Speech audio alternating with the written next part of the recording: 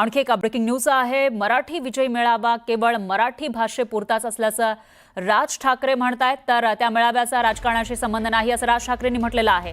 5 जुलैला जो मेळावा झाला ज्याच्यामध्ये दोन्ही ठाकरे बंधू एकत्र दिसले होते, एकाच व्यासपीठावर दिसले होते आणि आम्ही आता एकत्र आलो आहोत मराठीसाठी असं उद्धव ठाकरे म्हणत होते, राज ठाकरे म्हणत होते। पण आता राज ठाकरेंनी एक मोठं विधान केलंय। मराठी विजय मेळावा हा फक्त मराठी भाषेपुरताच होता असं ते म्हणतायत आणि त्या मेळाव्याचा राजकारणाशी संबंध नाही असं राज ठाकरे म्हणतायत।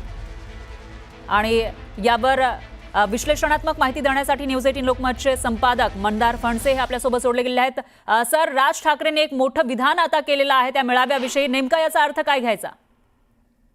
एक लक्षात घ्यायला पाहिजे की राज ठाकरे हे आता त्यांच्या महाराष्ट्र नवनिर्माण सेनेच्या एकूण पदाधिकाऱ्यांसोबत बसलेले आहेत। अनौपचारिक गप्पा चालू आहेत आणि त्या गप्पांमधनं एक सूर त्यांनी आता आळवलेला आहे। त्याचा सगळ्यात महत्त्वाचा मुद्दा हाच आहे की त्यांचं म्हणणं आहे की मराठीसाठी ठाकरे बंधू एकत्र आलेले होते, त्याच्यामध्ये त्याच्यात राजकीय संबंध कुठलाही नव्हता। राजकीय संबंधाबाबत जो निर्णय घेतला जाईल तो येणाऱ्या नोव्हेंबरच्या दरम्यान जी काही राजकीय परिस्थिती असेल त्यावरून दोन्ही बंधू त्याबाबत बोलतील। अजूनही दोन्ही बंधूंमध्ये राजकीय चर्चा सुरू झालेली नाहीये किंवा राजकीय चर्चा जरी सुरू झालेली असली तरी त्या व्यतिरिक्त दोन्ही बंधूंमध्ये अजूनही राजकीय दृष्ट्या एकत्र येणे, कशा प्रकारे एकत्र येणे, युती करणे याबाबत काही निर्णय झालेले नाहीयेत। त्यामुळे अनौपचारिक गप्पांमध्ये सूत्रांच्या माहितीनुसार आपल्याला ही माहिती स्पष्ट झालेली आहे की राज ठाकरे यांनी आपापल्या कार्यकर्त्यांबरोबर बोलताना हे सांगितलेलं आहे की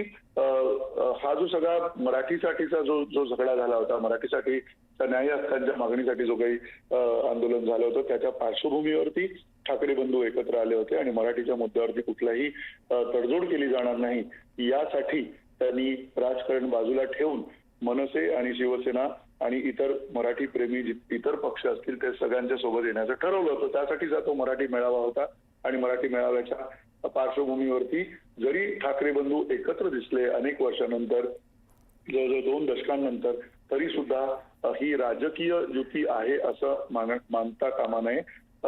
याऐवजी येणाऱ्या काळामध्ये याचा निर्णय घेतला जाईल।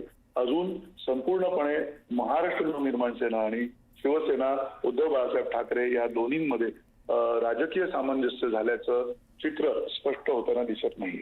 पण सर, एक प्रश्न उपस्थित होतोय, ज्या पद्धतीने शिवसेना युबीटी कडून सकारात्मकता दाखवली जाते, नेते असतील किंवा उद्धव ठाकरे स्वतः तेही सकारात्मक दिसत आहेत कमालीचे, मात्र दुसरीकडे राज ठाकरेंकडून ज्या पद्धतीची वक्तव्य येत आहेत त्यांनी कार्यकर्ते आणि इनफॅक्ट प्रवक्त्यांना सुद्धा सूचना दिल्यात की याविषयी काही बोलू नये म्हणून। मग अशामध्ये राज ठाकरे आपले बार्गेनिंग पॉवर वाढवत आहेत का युतीसाठी, असाही प्रश्न उपस्थित होतोय। शेवटी राजकारण आहे आणि राजकारणामध्ये प्रत्येक दोन्ही पक्षांना आपापल्या पद्धतीनं आपापलं जे सामर्थ्य आहे ते दाखवायचं असतं। राजकारणामध्ये केवळ जागांचा प्रश्न नसतो, केवळ पदाधिकाऱ्यांचा आणि पदांचा प्रश्न नसतो, तर राजकारणामध्ये अशा अनेक गोष्टी असतात की ज्या गोष्टींमध्ये आपापली ताकद वेगवेगळ्या पद्धतीनं आजमावावी लागते आणि ती ताकद आजमावताना राज ठाकरे यावेळी मात्र स्पष्ट दिसतंय की अतिशय सावध भूमिकेमध्ये आहेत। आपण जर बघितलं तर मराठी मेळाव्यामध्ये राज ठाकरे यांनी जे भाषण केलं होतं ते भाषण सुद्धा अतिशय मुद्द्याला धरून असं भाषण होतं, त्याच्यामध्ये राजकीय कुठल्याही प्रकारची त्यांनी वाच्यता केलेली नव्हती आणि राजकीय वाच्यता केली नसली तरी सुद्धा त्यांनी त्यांचा मुद्दा जो आहे तो स्पष्ट केला होता।